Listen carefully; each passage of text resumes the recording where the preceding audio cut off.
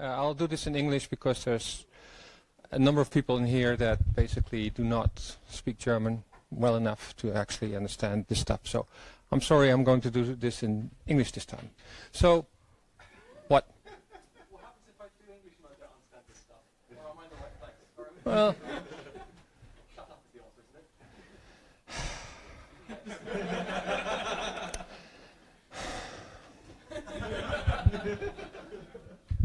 so why am I giving this presentation? First of all, I thought I'd give another presentation that is not as emotionally heavy as my previous presentation.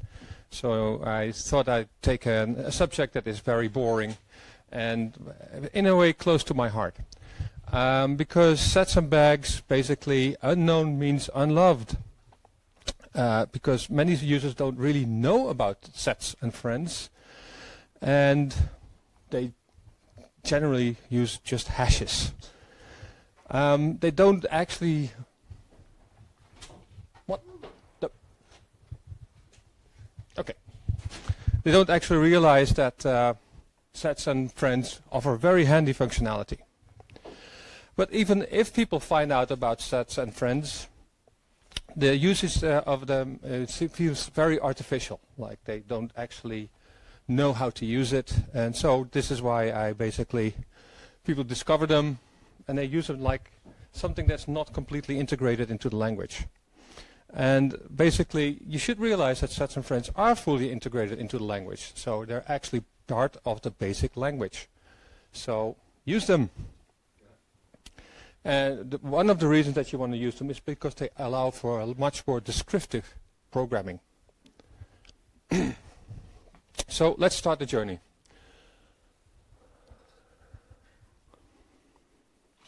Everything in Raku is an object. Even the classes are objects, and the classes that describe the class, well, okay, it stops somewhere, but basically, in general, everything is an object in Raku. But what is an object anyway? Because how can I create an object, and how can I create an object of a new type? Well, it's all basically a matter of class. And so we come to the thing is, what is a class? Well, Wikipedia actually has a description for that. In object-oriented programming, a class is an extensible program code template for creating objects, providing initial values for state attributes and implementations of behavior methods. I've taken the liberty of actually introducing, oops, wrong button, of removing the stuff that is in Wikipedia that's not entirely appropriate for our situation. In Raku, the class name is used as a name of the class, the template itself. New is the default destructor of the class, which is a method that creates objects. So, with only minor changes from Wikipedia, I think we are pretty standard stuff going on here, generally accepted in computer science. So, what does a class look like in Raku? Voila, a class. It consists of a class keyword. It consists of a name, and it consists of a scope in which stuff happens. Voila, there's your class. So, what is an object? Well, Wikipedia to the help again. When an object is created by a constructor of the class, the resulting object is called an instance of the class, and the member variables specified to the object are called attributes in Raku. Instance variables, we call them attributes. So what does this look like in Raku? It's very simple. We basically say has this attribute and has a y attribute. So we have a point class that has an x and a y. And how do we actually create an instance? Well, we basically want to store this into a variable. We have the actual instantiation. We call the new method on the point class, and we specify we want to have 42 for x and 666 for y. If you ask why, I say why not. So whenever I want to actually inspect the object, I can use the say command, basically say that's on output, and basically call the x and y methods on the object. And it will show you the x and the y. So why should I not use the hash? Because, yeah, I'm used to doing that, right? So why should I change? Well, why would you use the hash in Raku? That's really the question. Because in Raku, it's actually not faster than using an object. This is quite the reverse of what you used if you're used to Perl. Hashes are faster because basically objects in Perl are just hashes with stuff bolted onto them. In Raku, it's different. They take up about the same amount of memory, so that's not a reason for not using them. And more importantly, I think a hash does not protect you from typos. Right? So I'll give you a little example. So we have a hash here. Looks familiar, I guess, if you're coming from Perl. There's not much difference here. Make a hash, give it an x and give it a y. And if we actually want to say the values, we would just basically use x and y. Now, what is that? Well, that's Raku's way of saying these are quoted words inside. In this case, it's only a single quoted word. This is basically the QW from Perl, but integrated completely into the language. So you can actually use them on a hash indicating I want to have that key, and what inside there is a string. So it will actually nicely say x is 42, y is 666. Now we changed this little program a little bit. Can you spot the difference? It does not give the right value, because that's a capital X and that's a small x. Right? Silently, it will actually not produce the right result. So that's, to me, is a reason for not using hashes and just basically use your classes that you can do. If you do the same thing in using a class and an object, calling the capital X method will actually die and tell you this object does not have an X as an invocant, not an X method on the type point.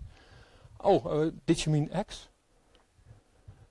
So it will actually look up the possible methods that it could be called on the object, and if the Levenshtein distance is small enough, it will give you those names. So, and as opposed to timing, this is a little program that basically you can run from the command line. I'm using time for that. Basically define the class here, and then run it 1,000,000 times and create a point object. This runs in about half a second. Did I hear a question? Yep. It's a runtime, isn't it? Sorry, it's a? Runtime, not compile time. The arrow before the last slide. The method not yes. That's runtime, yeah. Okay. Yeah.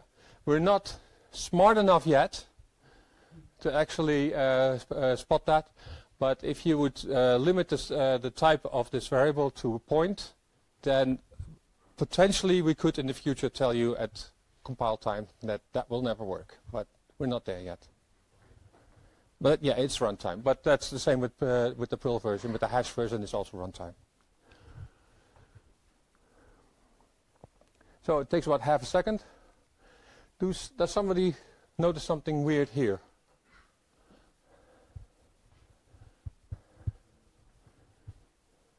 So the wall clock is less than the amount of CPU used. That's one of the things that Raku always does. Whenever you run a program in Raku, there will actually be a thread looking at what your code is actually doing and running to optimize that code while it's running. Of course, there's not a lot of time here to do that, so it's not a lot extra. But I know that it has optimized it because we can actually look that up if we want to. And we do the same thing for the hash version, and that runs quite a lot faster. Sorry, slower. Yeah, blah, blah, blah, blah. Faster, slower. It's all relative. So the point version, class version, uses half a second, and this uses, I would say, quite a lot more. I would say actually more than 4 times as fast. Does everybody agree with this?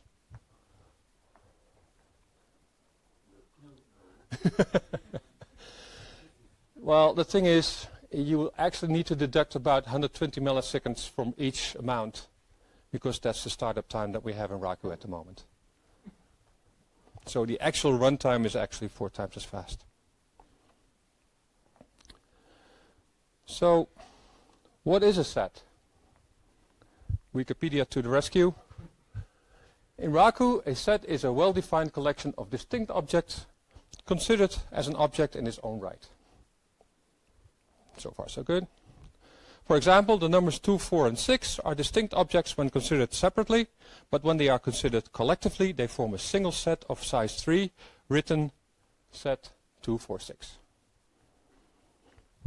Well, that's easy enough, I think. I mean, we all have had set theory when we were in high school, or even before that. Was that only older people have had? I don't know. Okay. Anyway, to build a set in Raku, we have a variable where we put the set in and basically say, well, make a set of these numbers. It's that hard. And if we say the set, it will actually say 2, 4, 6, and we can actually think of these as a hash. Now, you may notice here that I used curly braces here.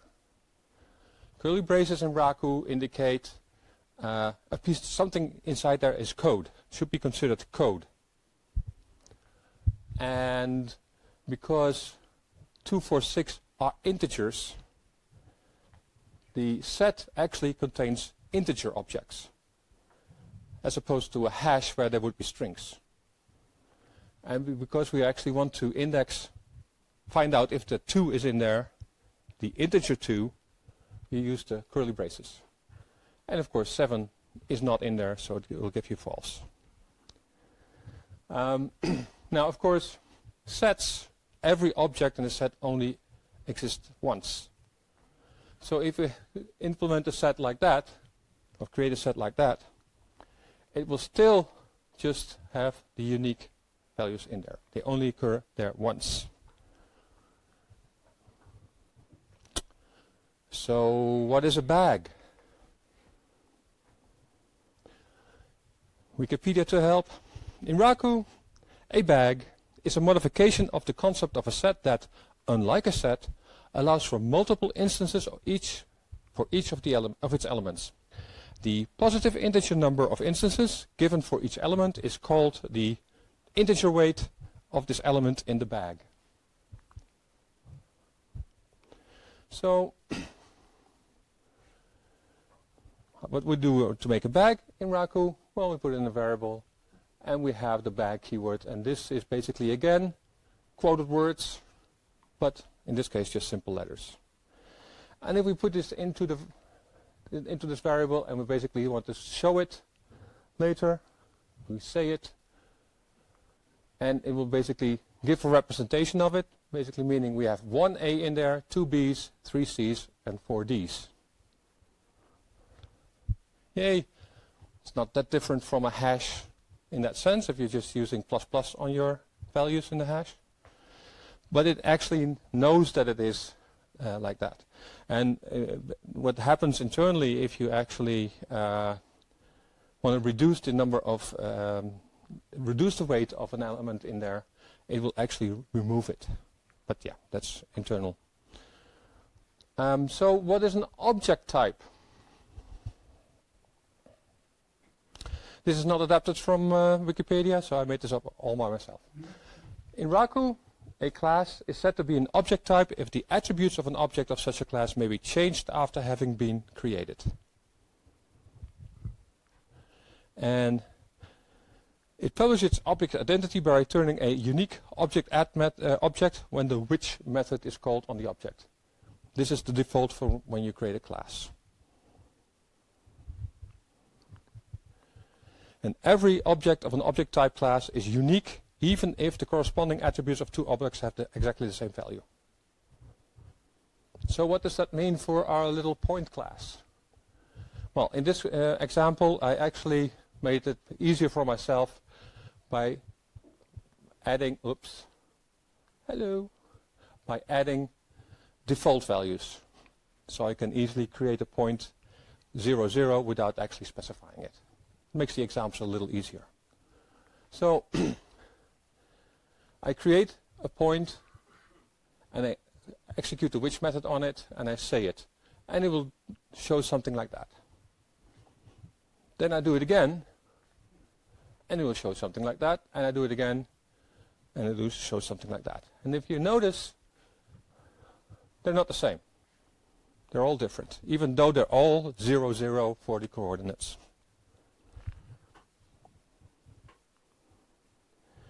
And if we actually want to put 10 points into a set, calling the set function, and put 10 points in there, 12 points, no, 10 points, objects in there, the x-axis is basically creating a list of 10 times the elements on the left-hand side.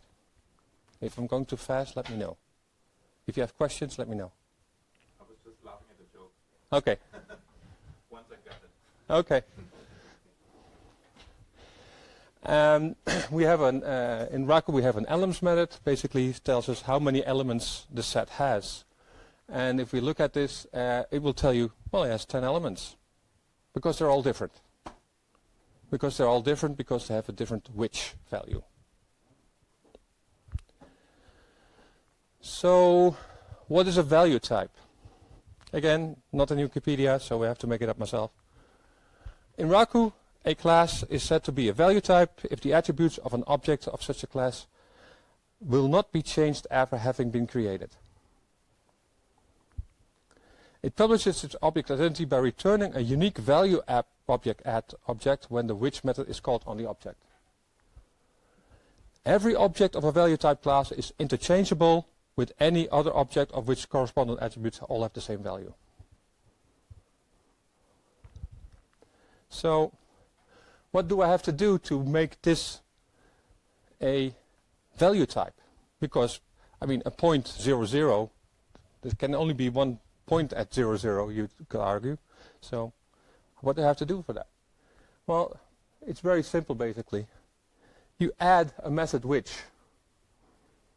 in your class, which returns a value object at object, which you create with calling new, and that basically takes a string that you form in such a way that it is unique for your attributes. In this case, I'm just showing the x attribute and the y attribute in that string. So after having done this, if I now say point new which, I get this. If I do it again, I get the same thing. If I do it again, I get the same thing. Because they're all the same. So now this is a value type. You can interchange that with everything. And if we actually want to create a set with that, points, 10 elements, 10 points in the set, it will tell you it's only one element. Right. So that's how sets know when something is unique and when something isn't. If we go back to the example where we had multiple letters for the set, basically a string also has a which method that basically consists of the string with some extra information. So, what is a QuantHash?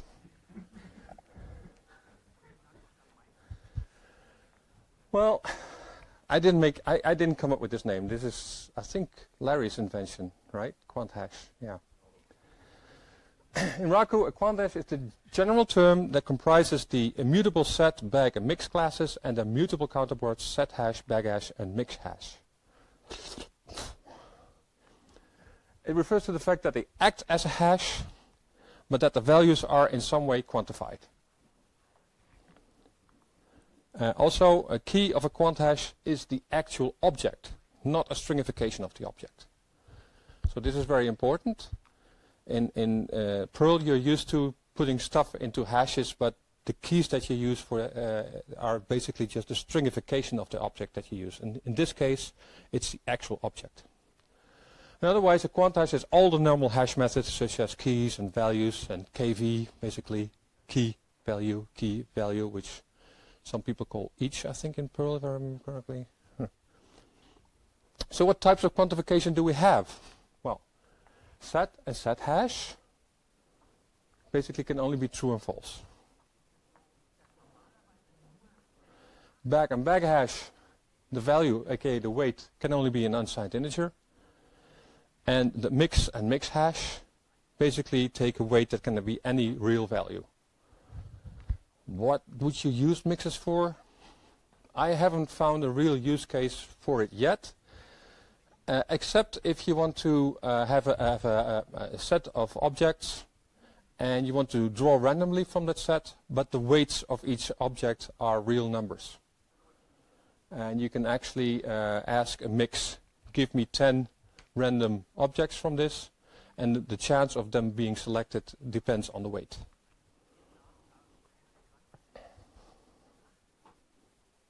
Now, in all these examples, I basically said $S, so basically contains a set object. But you can also use this syntax, and so it looks like a hash. You just tell it, well, it looks like a hash, but it's really a set. Right? And so you can actually use all of these, which may look more familiar. Well, maybe not, because we actually keep the sigil all the time in Raku, as you may know. And of course, we need to use curlies because these are numbers. So that's why this will give you false. Because this makes the 2 into a string, and the string 2 is not the integer 2. They have different which values. Although they're both value types, but they're different which values. So we get to the set operators. What are set operators? Well, set operators are those operators that apply set, well, actually more accurately, QuantHash semantics, on their operands, which basically means they work on the which of the operands were applicable. They often return a bool or an appropriately proportioned QuantHash. Appropriately proportioned, I'll get into that a little later. Please note that the operands of the set operators do not have to be QuantHashes. Operands will be automatically coerced to the appropriate QuantHash if needed. If it can be done with, it's a conceptual coercion. If it can be done without actually coercing it to a set, it will do that. So, for instance, let's create a set again. One of the set operators that we have is elem. Is this an element of this set? You could see this as an exist key, if you like. Right? So is A an element of S? Yes. Is E an element of S? No, it's not. Right? Now, in this case, I actually made a set. Now, suppose I just put the letters here into an array and do the same thing. It will just work. And this has the advantage of basically not having to go through the whole array. As soon as it finds it, it can return true. So it will actually short circuit. Whereas if you build it, make it a set first, it will still have to make the set first and then actually go find it in it. So this is definitely, unless it just happens to be the last element of the list, it's about the same speed. Right? So you can actually just use the array there. What? Okay. Other set operators, this one is a subset of. Does everybody know what a subset is? Who does not know what a subset is? Okay, good. Actually, this is not a strict subset or a proper subset, just a subset. So they may be the same set if they want to. If they can be, it would still be true. And again, you can use the array there. Another set operator is the set difference. Basically, it takes the left-hand side and basically removes the elements on the right and produces, in this case, a set. So even though the left-hand side of the set operator in this case is not a set, and the right-hand side is not a set, the result will be a set. And it will be appropriately proportioned, so we can do with a set here. It doesn't have to be a bag, or it doesn't have to be a mix, so it's a set. Right? So now, suppose we have the same, but the left-hand side is actually a bag. I create a bag out of this array. Then the semantics slightly change, because then the set difference basically removes the elements from the bag. So the A is gone in this case, and one of the B's is gone. Right? And in this case, only the A is gone and the rest is the same. So because the left-hand side here is a bag, the result will be a bag. So this is contagious. So whenever you use something that has more information in it, the result will be that with more information in it. Now there's many set operators in Raku. What? Is that a set operator? Well, yes and no. You can actually use this to compare two sets to see if they're the same. Because what this does is it compares the two which values of the operands. Right? Some of these we've already seen. So these are the ASCII versions of the operator. Elem, is this an element of? And if you do it vice versa, does this set contain? So you're basically switching around the parameters, basically. And if you're really into Unicode, you can actually use the Unicode versions of those. Right? So if you really like to do that, then by all means knock yourself out. We have the subset, superset, strict subset, and strict superset. And their Unicode versions. I'm not sure what's going on here, but anyway. We have union. So all the elements of the first set and the elements of the second set create a set that has all of those elements. The intersection, basically meaning only the elements that are in the first and in the second set. The difference we've just shown, the asymmetrical difference, and we have the symmetrical difference. So basically all the elements of the two sets that are not in the intersection. And then we have two operators with bag semantics. Basically the multiplication. So it will multiply the values of corresponding keys, and this will add them. So basically if you have two bags, you can add them, and basically the frequencies will get added or the frequencies will get multiplied. If one of the sides is 0, then it will disappear. So to give you some examples, does everybody know what this means? No? It's actually from 0 to 99. Right? This is... Yeah, it's close. It is actually short for 100 times also. But it's actually from 0 to 99. It's actually from 0 to 100 minus 1. or you say from 0 to 100, excluding the endpoint. Yeah. So basically, from 0 to 99, does that contain 42? Yeah. If we have 1 to 5, the numbers, we union that with 3.7, we get a set that has 1, 2, 3, 4, 5, 6, 7. If we actually do the intersection of 1 and 5 and 3 to 7, we only get 3, 4, 5. And if we do the symmetrical difference, we only get the ones that are not in the intersection. So it really all depends on the right which. So, yes? Could you make a set of sets? Yes. Because a set is a value type. So every set has a unique, every set with a set of elements has a unique which that you can use to actually build sets of sets. Or sets of bags, or bags of sets. But do you also have to use this trick with a which? That you... Only, no, that's built in already. Oh, Right? So the set already has a which method that does the right thing for you. Right?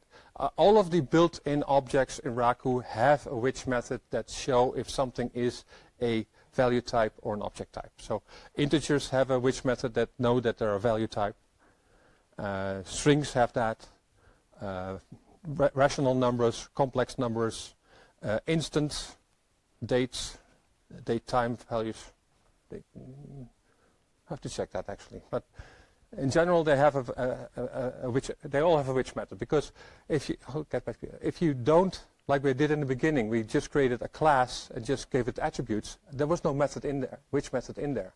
That's because every class that you create inherits from any, and any has a which method that basically creates a string for you, basically using something that looks like the address where the object actually lives. Percy. Is there also some method or operand for sets which produces the potence set, a set with all possible subsets of the given set?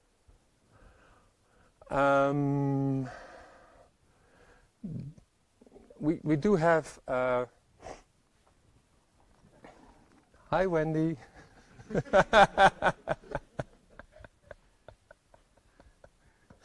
No, not as a set operator, but you can ask for the. If you have a set, you can ask for the keys of the set, and we have functions that that will create all the possible combinations of a list of values, and that you can convert back to sets again. Okay. So yes, you can do it, but it's not actually restricted to sets. You can use anything that produces values. You can ask for, give me all possible combinations. Yep. I have two questions. First, two sets have the same elements. Do they have the same which? Yes. Because if you have a set of sets, Well, so, if they have the same, if they have the same elements, yes, they have the same which. okay. So if they have the same set in a superset, then it will be identical, so we'll count only one. Yes. Okay.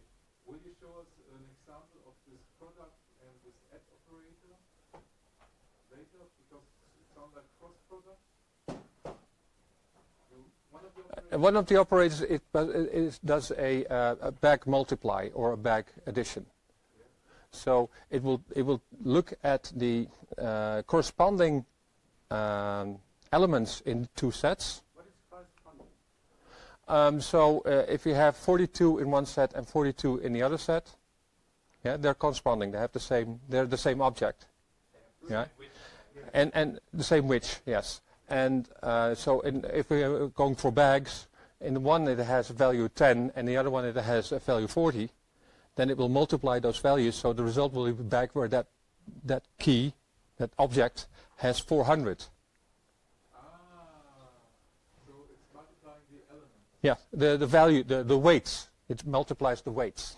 Okay, I was thinking you are doing a cross product. No, sorry, no. The X operator for that. Yes. We have operators for that, but that has nothing to do with sets and bags and stuff. So if immutable objects are interchangeable, why should there be more than one in memory? Right? Why do I have to do boilerplate actions to achieve this? And so I figured, well, while I was writing this, I figured, well, why not have a nice module for this?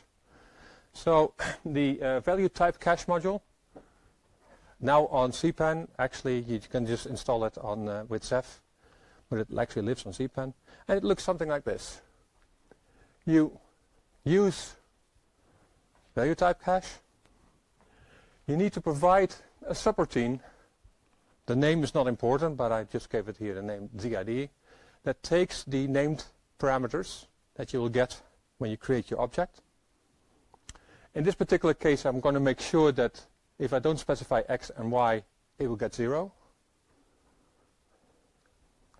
And then I will basically return a string indicating how this object becomes unique. So basically give it the X and the Y. Then, right, and then I have my class and I basically say does value type cache, and then this is the parameterization. The role itself doesn't know how your ID for your which needs to be created, so you need to tell it that. And by giving it the name of the subroutine that I created here, it will know how to do that for you. After you've done this, that's all you need to do. It actually has now a which method. You can just create the point object, and it will actually have a point.which that will actually say 4266. Right? And internally, it will make sure that if you create another object with this, you will get the same object back. It will take it from the cache. Yeah? I think in Ragwood there's some internal syntax for setting the default value of attributes. Mm-hmm. You're setting the default values in this Yeah. custom stuff. Could I do that in the attribute definition? Yes, you could, but the problem is that then it doesn't know when you create a string. So you would have to do it twice.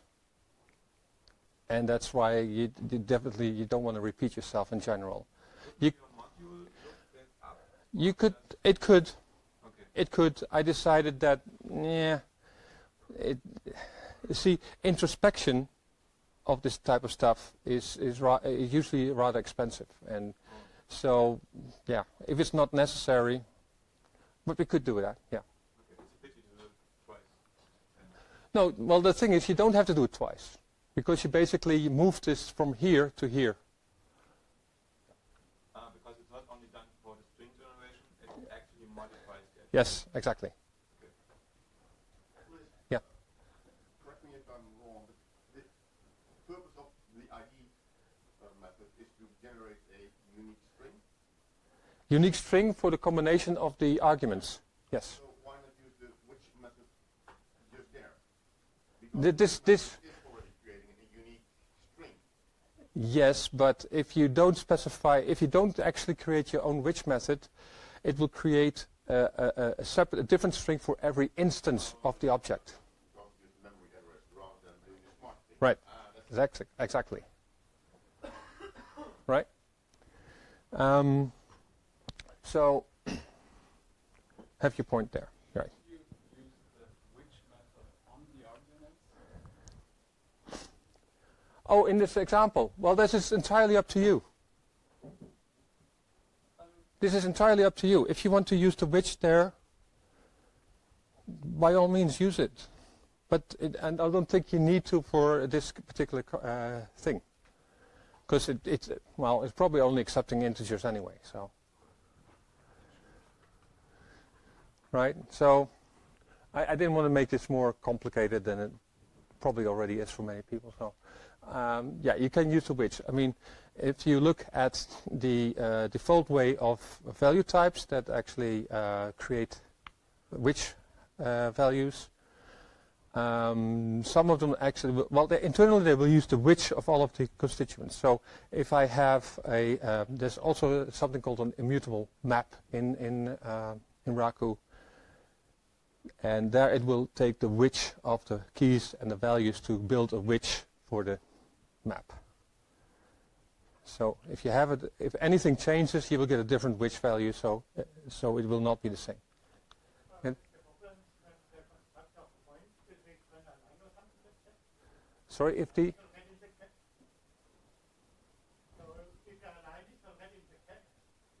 then it will return it from the cache.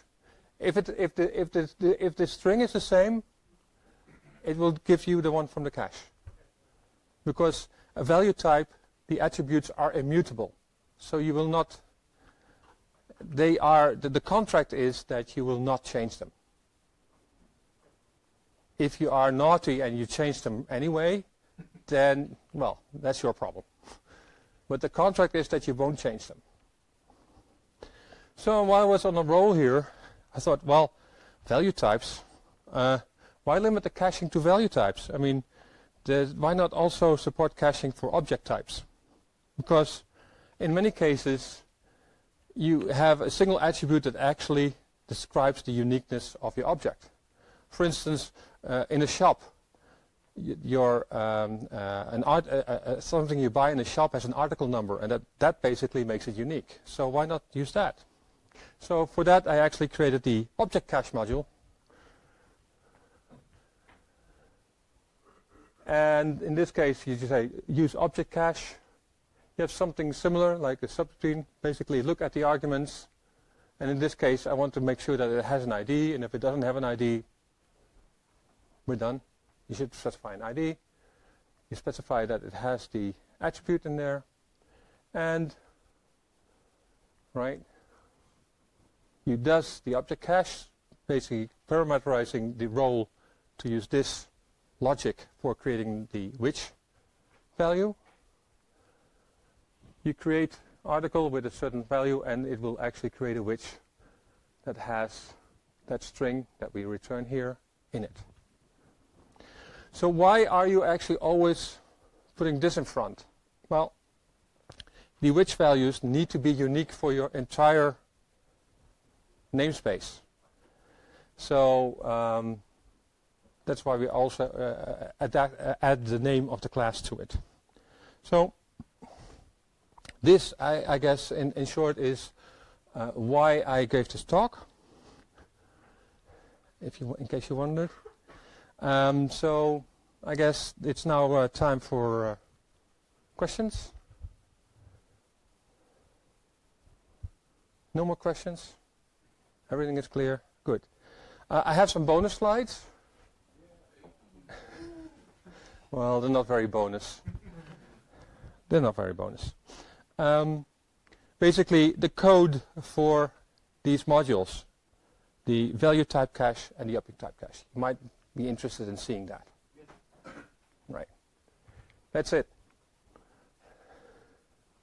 So, role is a special type of class, you could argue. It's a class that does not exist by itself, but you can include it into classes. In Perl speak, you call it a mix-in.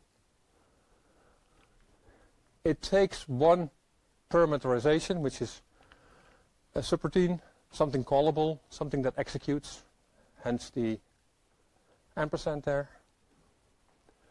It has one attribute, and the attribute, because of the exclamation mark, is private, so you can actually set it directly. It has a cache. It has a lock, because Raku is really a threaded interpreter, so at any point in time, multiple threads could be working on the same thing. So you want to actually make sure that when you're doing something to a hash, that you're the only one doing it. And we have a prefix. Basically, it takes the name of the class in which this role is incorporated. and basically adds a pipe to it. Then we have a method. It's a private method because of the exclamation mark that will actually set the attribute given this value. You call this method and this will actually receive the value, and because it's an attribute it will actually set the attribute and it will return the object itself. And then we have a which method that basically limits itself to being called with the class in which this role is incorporated, and that will return the attribute. The reason that this is a colon D is because I only wanted to call this on instantiated objects, objects that are defined. If I basically call the which method on, just say point.which, so it actually calls it on the type object, then there's no attributes to work with. So it would die in a very bad way. By limiting this to only defined objects, it will actually get caught by the the higher level which for type objects, and it will just work and do what you want. I'm almost done. And then we have a method bless. Bless? Raku has bless? Well, yes, it has bless, because internally in a class, if you don't do anything special, it will inherit a bless method. And the bless method actually knows how to create your object. So the bless method basically slurps in all named parameters. That's why it has a star there. It slurps. It's called a slurpee. We actually create the initial part of the which that we're going to have by processing the parameter, the hash that we got here, giving that to the args of string, which is what we specified externally. Then we do a lock. Basically, we want to be in this piece of code. We want to be the only ones doing stuff there. No other threads should be doing this here. And then we basically look, do we have it in there already? And if not, then basically call the bless method from mu. This is actually the bless method that knows about everything in there. So basically this method bless will call a higher method bless and basically pass the named parameters again. Then the result of that is an object. I call, why is that moved that way? Okay. I call the setWhich method with the value object that I create from the which value, and we're done, because this setWhich will actually return self, so it will turn the object.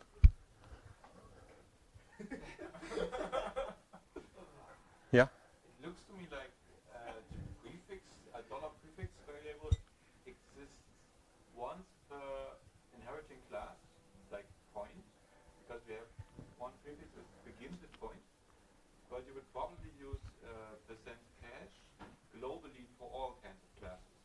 No, this is for, because this is a role, Yeah. it will actually, each class gets its own cache.